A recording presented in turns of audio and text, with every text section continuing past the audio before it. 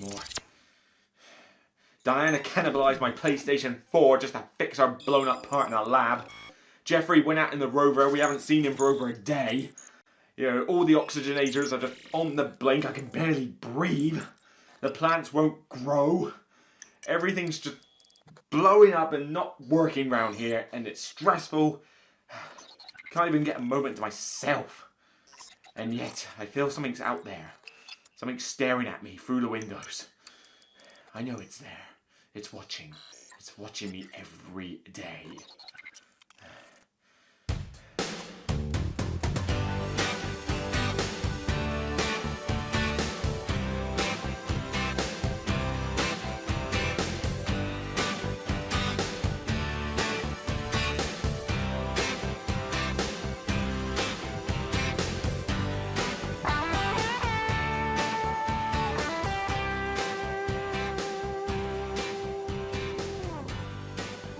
Greetings everyone, another Broken Meeple review here. I'm Luke Hector, and today we're talking about everybody's favourite board gaming related topic, Mars. Yeah, there seemed to be a thing going around in 2016 through to early 17 where everything was just all about Mars. I don't know what caused it. It's not like it suddenly became mainstream. I don't know whether it was the Martian film that did it, the Matt Damon one, which I have to confess I've still not watched. I'm not sure if I would like it or not, but I'll give it a watch sometime. It's on my ever-growing list of movies I need to check out. But I don't know whether that caused it or a resurgence in this thing, but at some point every publisher and designer was like, Mars game, Mars game, Mars game, Mars game. And it's just like, no other planet, no, all Mars. I don't get it. We've had some really obscure ones from like indie publishers and some like, ones across the waters. We've had Terraforming Mars, which as much as I don't like it, is as popular as all get out, to the point where I'm starting to get annoyed with seeing it on Twitter every 5 minutes. But, it's just something about it. Why? It's the red planet up in the sky. Is it really that interesting? I don't know. But, there's all sorts of stuff you can do with space. Why Mars? And just, even Mission Red Planet on my shelf over there. Yeah, again, Mars. What is it about Mars? Anyway, I digress. Today, though, I'm taking a look at yet another Mars game. First Martians.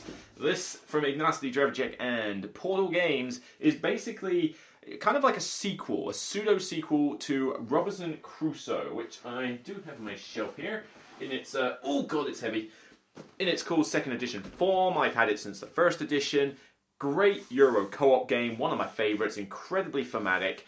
It just suffered from being extremely hard, because it's like very hard to win this game, even the tutorial mission. And it suffered from not being the best with mass players. I always found it better as a solo game, maybe 2-player. And certainly I played it more solo than anything else. And the other thing was that the rulebook was not particularly great.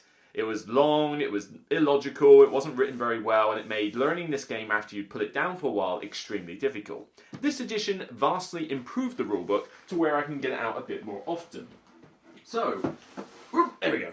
First Martians, again, a sequel. You're now on Mars. You're running a base. It's very science-driven. You're in this base, you've got the vehicles to go out and scout the landscape, you've got all these systems everywhere that are lit up by green cubes, and all these systems will fail, they'll malfunction, things will go wrong, and in each of the various scenarios you are doing everything from trying to get your plants to grow, to wondering where the rover has gone missing, actually landing on the planet and setting up base, fixing all sorts of problems. There's all sorts of very varied scenarios in this. And the idea with how this differs from Robinson Crusoe is more that there is an app integration. The app helps you set up the game and also dictates the story and events that will happen. You'll basically key in whether you do story-driven events with your workers. It's very much a worker placement game. And it will also, through each turn, bring up random events that will affect the game. So it kind of replaces needing a deck of cards to do that. And you can also, in the box, play through a couple of campaign modes. One of them which is actually legacy-driven. So once you've played through it, you can't play through it again. And these will incorporate like changes to your character throughout each game, changes to how the game plays. I won't go into too much more detail on that. Suffice to say, I don't want to spoil any of them. But you've got quite a bit of content to get through. The idea is that in a traditional worker placement style, you have your 2 pawns and you'll place them out on the various locations to do actions. If you only use one pawn to do it, then you end up having a risk of like wounding yourself, failing the task, or having certain events happen which again are driven by the app. If you send as many pawns as is required, like 2 pawns usually, but it can be more, then you auto-succeed the task. And basically, the game just carries on through usually anything between, say, about 6 to 10 rounds, depending on the scenario, and you'll basically go through until you meet the objectives or you lose outright. Each scenario is given by essentially a sort of sheet like this, double-sided with the scenario on it, tells you all the rules, tells you everything you need to know, and basically each one is however you want to do it. Do you want to just do a standalone scenario, or do you want to do a campaign mode? So first up, let's stick with something easy, the component quality. Actually, I think it's pretty solid with this, actually. You know, Robinson Crusoe was pretty well produced as well, but here you've got, you know, really cool sort of pawn discs, you've got lots of cool looking sort of luminescent dice to throw. The board is a mixture of tiles with, you know, let's see if I can grab one here. It's all set up. I was playing a game of this earlier. You know, you've got a tile here with the various like indents there for all the cubes. There is a lot of cubes, and there is a bit of a setup. You know, that these cubes there, you've got to set up all the tiles, put green cubes into everything to say like it's working, or red cubes to say it's malfunctioning. Setup can take a little bit of a while with that, but the app tells you what to do. Every scenario will say, right, app tells you, put these things out as per the rulebook. Put these things out, specifically these cubes, specifically these locations, you know. So it's very easy to get sort of pick it up and go with your first game once you've got the rulebooks. We'll get into that later. But you've got some, you know, decent looking cubes. You've got, you know, fairly not necessary, but you've got cool miniatures for things like the rover and your base. The board itself looks pretty, you know, nice, and it's not like busy or anything. It's just more that it looks like a big control panel almost in front of you. Think best example I thought of was, do you remember in the old days there was that Mech Warrior game that came out with this huge like control panel as your joystick, and you had like the 2 joysticks and all these buttons you had to press? Do you remember that? This kind of gave me that same look. You know, you feel like the board you're looking at is a giant control panel with a map on one side and all the buttons and everything on the other, and it just, I don't know, it looks pretty sweet from that point of view, for my sake anyway. The cards are pretty good linen finish quality, you know, it's very colourful, you know, there's all sorts of different colours all over the shop, so all in all I was pretty satisfied with the component quality. I didn't find anything amiss, nothing was considered to be, you know, bad. And as for the app, I like the app. I know it had a few bugs and issues when it first came out, but I had no issues with it. It taught me like the setups easily. It ran through each scenario without a problem. You know, installing it was not an issue, and the campaign mode was easy enough to, you know, run through. And I liked the way that the app handled a lot of the bookkeeping in that aspect. Because in Robinson Crusoe, you had a deck of cards, you had to put stuff in, shuffle them up, see when it came up or whatever. And you know what people are like when you shuffle stuff into decks. It's like, oh, conveniently, that card just happened to hit the bottom, didn't it? Well, you can't do that with this. The app is dictating your story, so you ain't getting past that. And the app throws in a nice little bit of ambient music to like create some atmosphere, and it has the sound effects. I think it's a pretty decent app, and I'm all for, you know, app integration in games. You've heard me rave on about XCOM and a few of the other like Mansions of Madness 2nd Edition, saying how good their apps are. This is another example of what I think is a decent app integration as well, and I wish more games would take this stuff on board. I think this is the future for board games, to integrate apps into them. They don't have to replace all the components, but just have the app handle some of the bookkeeping, because who here doesn't have a smartphone or a tablet somewhere? Come on. Most people who are going to buy games like this have got that kind of technology to use this, so that's no excuse anymore. I know it's not the easiest thing to do or the cheapest thing to do, but I think we could get it into more games, people.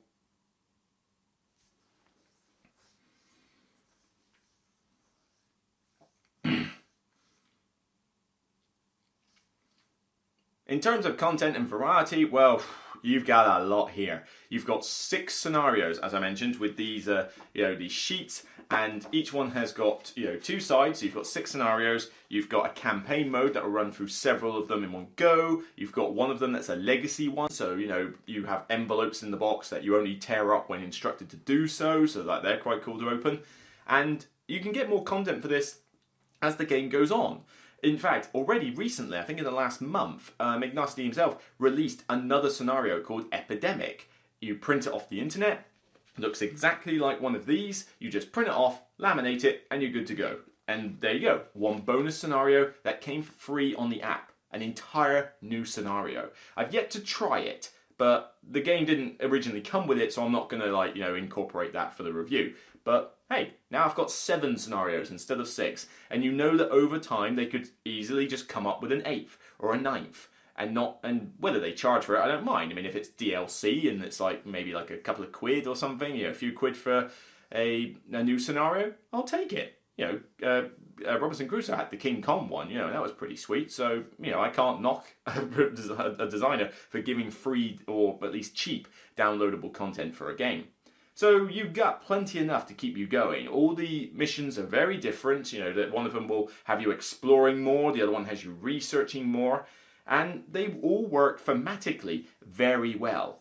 However, this might put off a few people, because I think some people who are playing a Martian game are looking more for that kind of exploring all of Mars, checking out a ton of landscape, maybe even finding aliens, all sorts of that proper out there sci-fi-ness for going around Mars. This is not like that. The exploration part is basically one part of a map, and it's mainly flipping over tiles and seeing what resources come available to you. It's not quite a massive exploration game, but it's very more science-based.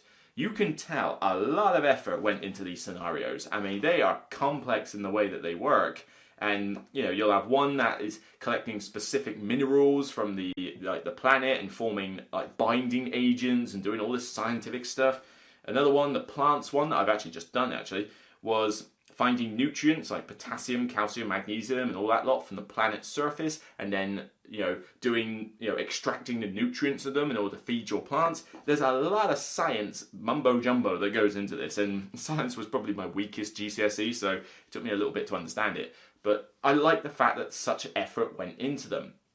But if you're thinking that you want that full-on exploration of Mars, you're not going to get that here.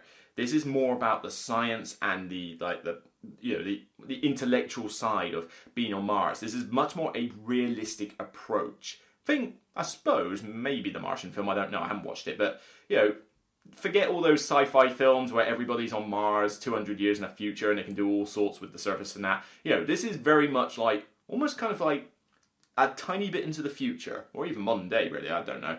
But, being on Mars, you've got your basic base, and you're just doing the basic stuff. I suppose, I don't know, Doctor Who's done a few things like that. Waters of Mars, who remembers that episode? That sort of thing. Basic base, you're barely surviving, you've got to make do, but you're there to basically see if you can inhabit it later. It's a sweet theme. I've got to give it credit. When I play this, I feel like I am doing the whole Mars thing. I feel like the app is throwing all this stuff at me, and as the systems go on and off, as things break, this has an impact on your game. If certain areas don't get enough oxygen or power, they shut down. You've got to repair them. If plants start wilting away, then you lack of food, and you've got automated assistance for they've got their own pawn and card for if you're playing with less than 4 players. You can use those as drones for actions. You've got the buggies to go out onto the planet's surface.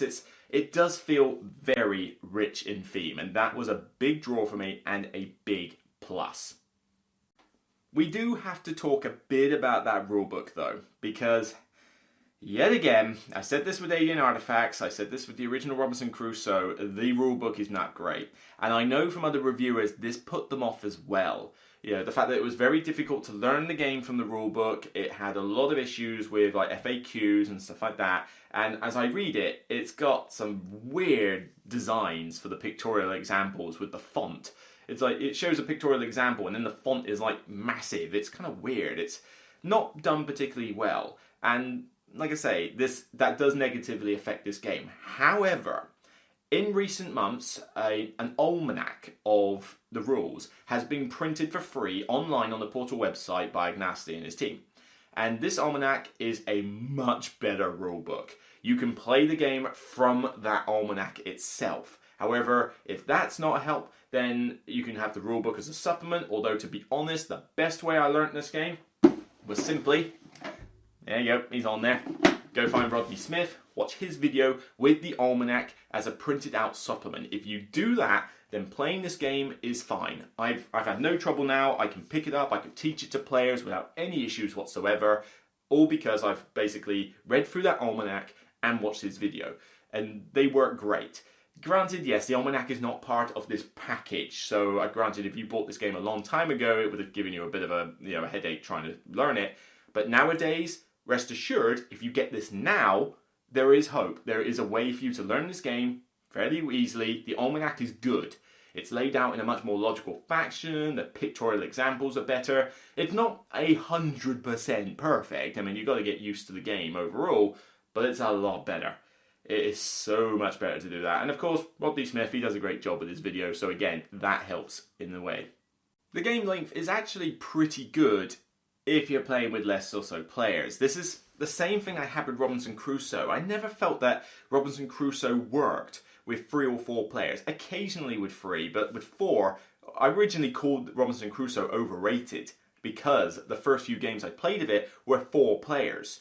When I eventually decided, you know what, I'm going to get the game and play it solo and 2-player only and see what happens, I had to, literally, I apologise on nearly every other video where I talk about the game now because I have to accept that, yeah, Robinson Crusoe is a great game, but I now pretty much only play it solo or 2-player, occasionally 3. This one has that same issue.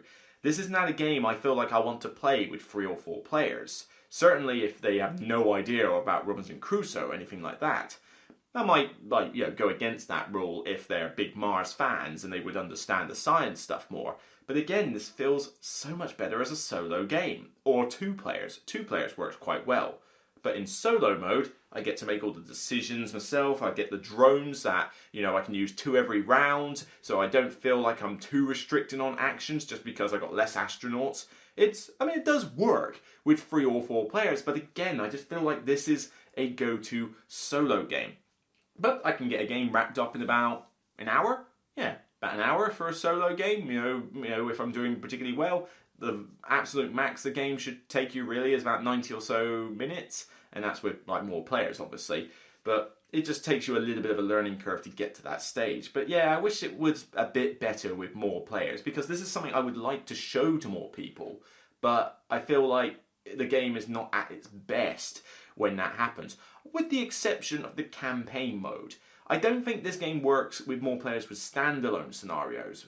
But I could see the potential for this with the campaign mode. Because when I've played this I haven't played the campaign mode with multiplayer. I'll stress that now. I've played it with solo mode and I really enjoyed it.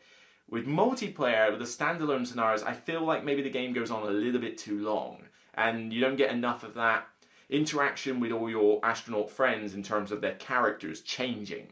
But with the campaign mode, I feel the multiplayer aspect is increased. Because then each person is having changes and skill levels for their particular astronaut and they feel more different from another player. In the standalone, you kind of feel the same and that puts a few people off. So it kind of depends what I'm doing. I could see myself doing a multiplayer campaign mode with this game, but I'd have to find people to do it regularly and who would understand the game. Although, unlike most legacy games that have come out lately, at least you only need to play, I think, 5 games. I think it's about 5 games that you play through a campaign mode, so it's nowhere near as long to do it. It wouldn't take you months and weeks like things like Charterstone or Pandemic Legacy could do. On top of the rulebook and the almanac and everything, you do have to accept that there is a fair amount to absorb with this. You need to understand the iconography, you need to understand what each cards do and things like that. But also, you kind of have to accept that these can be a little bit overwhelming when you read them. I'm fine with them. They give you like a little introduction. Let's see if I can point it out on this one. So it gives you a bit of an introduction, like a little bit of blurb, like the monitor text communication between Earth and Mars.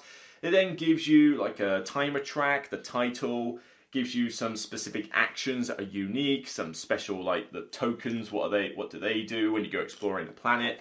But there's a lot of text. It is quite text heavy. You can see just from these that there's a fair amount of text on there. So it will take you a while to get used to a scenario, and I can see that being a little overwhelming for people, but I think that those who are going to get into this game are probably going to be used to reading a fair amount of text on, like a help reference sheet. Because this is definitely not a gateway game. No way ever would I introduce this to new players. Not even the next step. This is a gamer game. You know, a gamer's co-op. I could not see new players getting into this. You know, it would be a lot of rules, a lot of stuff going on, unless they were big on the Mars theme. Then maybe you can try it, but not something I'm going to attempt, put it that way. So all in all, I really do actually like First Martians. It didn't quite meet my top 10 of 2017, but it came close. It was definitely in the 11 to 15 range. The rulebook being pretty bad is a negative. The almanac is decent. It allows you to do it, but of course you have to get the almanac, print it off. It doesn't come with the game. It should really be packaged up. You know, if they reprint this, that almanac needs to be a proper rulebook in the box. That's how they need to do it. And of course I had to go watch Rodney Rocket Played in order to understand it better. Bad rulebooks are a negative, gotta factor that in. There's definitely a lot of text to get through with the reference sheets, and the theme is definitely not going to appeal to everybody. It depends what you want from a Mars theme. Do you want the science aspect of it, or do you want a bit more sci-fi kind of excitement, exploration aspect? If it's the latter, you're probably not going to get it from this game. But if it's the former, then you'll probably get a kick out of this one. I think, prefer it from a science aspect. I learn a few things. It feels very much more realistic, a realistic approach to it. The app integration, I think, is solid. I didn't have a problem with it. I think it's really good that you can just add more scenarios over time. So this has got a lot of content in the box. You'll get your money's worth easily, and more stuff will come out. Like, I've got a whole new standalone scenario to try out now. And I can try it on easy, medium, hard difficulty. I could add it to the campaign mode and try that again. There's plenty of scope for this to grow. And I understand that this has had a bit of a bad upbringing, with the delays and the pre-order system and the fact that it was buggy when it first came out. But I think now it's a solid title that is definitely worth checking out. I know some reviewers have sort of hated on it a bit more. I can see why some people wouldn't like it though. But personally, I think this worked with me because I like thematic co-ops. And this is definitely that. This is a very rich thematic game, good component quality, app integration takes a lot of effort out of it. It is text heavy, rulebook's not great, I'll admit, but conquer that first hurdle and you're well away to a very enjoyable co-op. So for me, to take everything into account, I think my personal rating for this I think is a pretty high 8. It's got some issues, like I say, the rulebook and quite text heavy. It's a bit of a learning curve to get through, but when you get round to it, I wish it's a solid game. I just wish it was a bit better with more players. 3 or 4 is not my favourite way to play this, but solo, fantastic. I love this as a solo game, and 2 players works pretty well as well. I just think 4 is not great. It takes a bit too long, I think, with 4, but maybe other people think differently. That's the whole beauty of this hobby. So, that's it for me. First, Martians Adventures on the Red Planet. This one is my favourite. Actually, is it? No, a Mission Red Planet would probably still be my favourite Mars game, but the theme of that one is not necessarily tied to Mars specifically. I mean, you could replace Mission Red Planet. It could be called Mission Green Planet for all it matters, really. You could just have Venus with a moon. What difference would it make, really? I think Venus has a moon, I'm not sure. My astronomy is not great. So, Mission Red Planet is probably my favourite Mars-related game. This definitely comes second. I really enjoy this one for what it is. And, yeah, if you're wondering where Terraforming Mars came, yeah, troll. Anyway, so that's it for me. See you on the next Broken Meeple review. Take care and enjoy.